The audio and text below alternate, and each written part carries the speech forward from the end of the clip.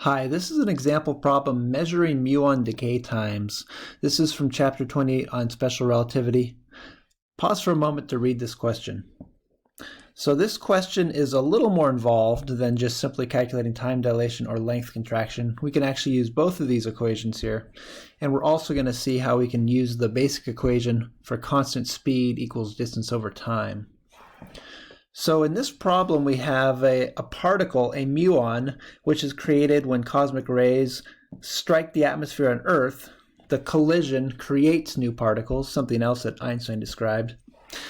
In any case, this muon is born, let's say, when it's created, and it can travel a certain distance at a high speed, in this case 0.99 c, but it has a finite lifetime. It decays, in other words, it dies after a certain amount of time.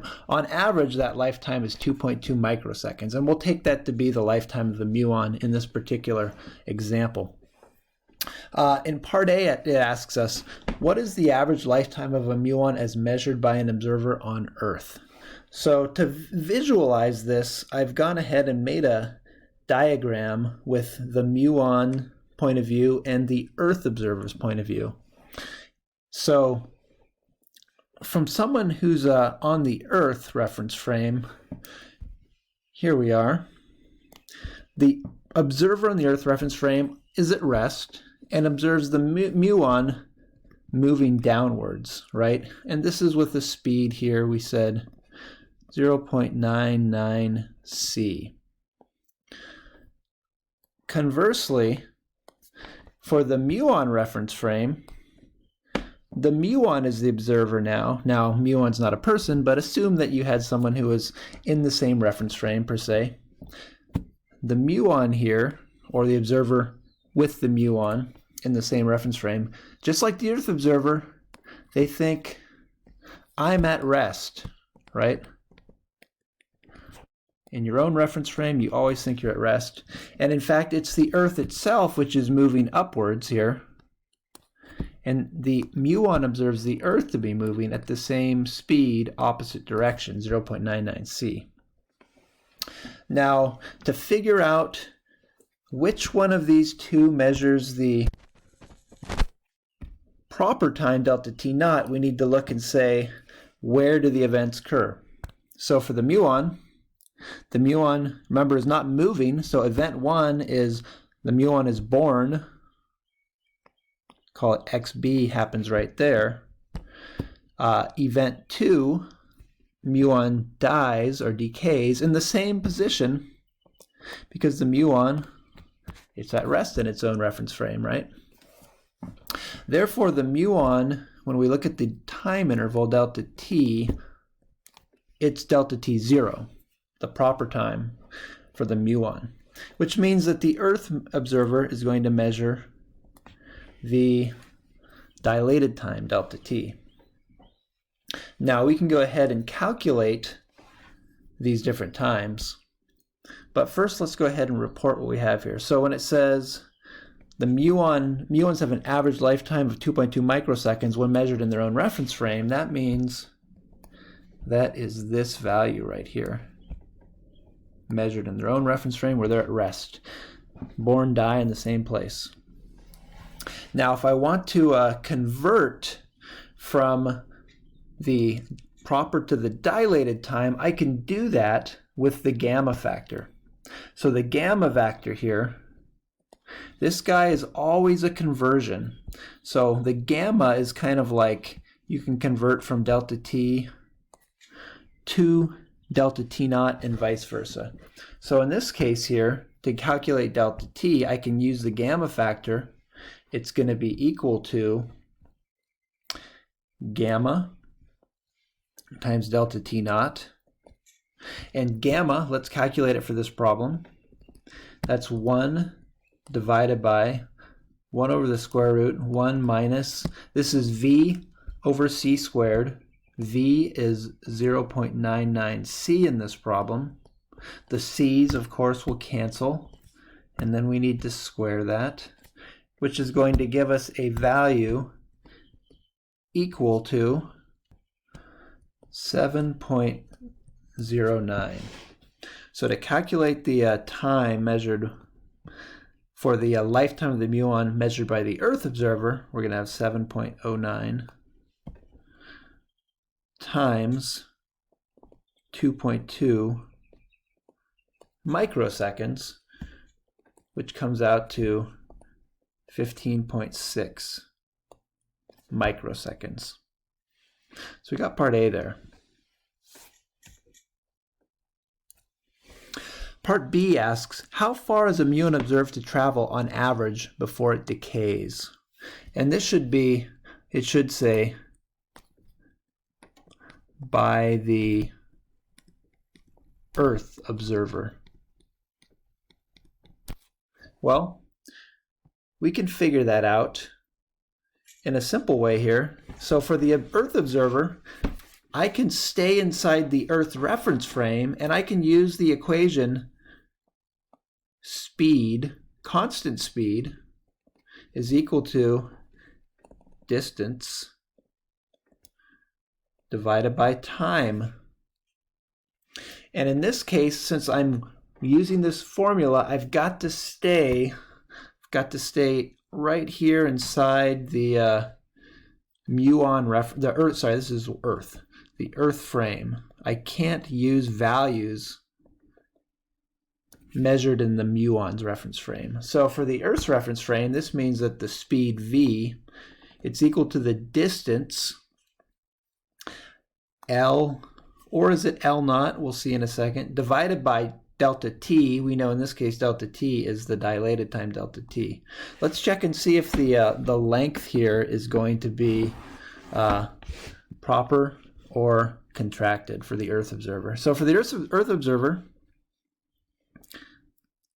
there is the position x born, called prime for the Earth observer. There's the position x prime died.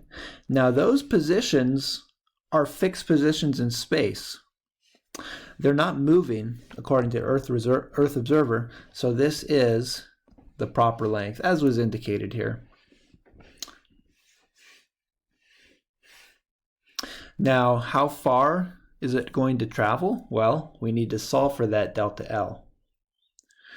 So delta L in this case going to be equal to V times delta T.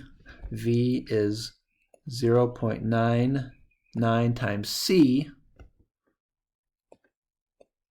multiplied by 15.6 times 10 to the minus 6th seconds. And we need to put in for the value of C 3 times 10 to the 8th meters per second. When we do that, L0 comes out to about 4,600 meters. And that is the distance that the Earth observer sees the muon travel and measures it to be. So here's our part B.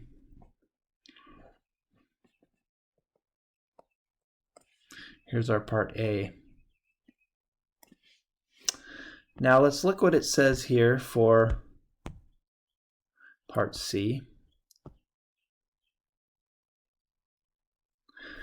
So from the muon's perspective, how far upward does the Earth travel?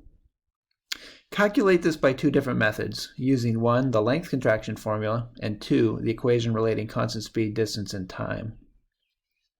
Do both the muon and the Earth observer agree that the muon reaches the Earth's surface before it decays? Okay, so let's do this first with the gamma factor. Again, we can go ahead and just continue this line right down here. So in this case, what I want to do is I want to use a gamma to convert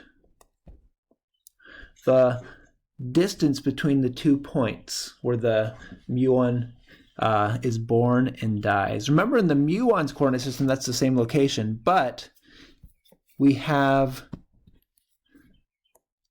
at different times, we have the 2 points at this edge and this edge. So those 2 points are moving along, and so the muon sees those 2 points at different times at the same spot.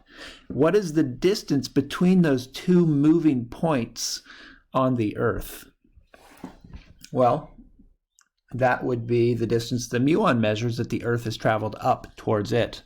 And to do that, we're going to go ahead and use the gamma factor, just like we did before. So for part C, right up here, we can use the equation L equals L0 divided by gamma.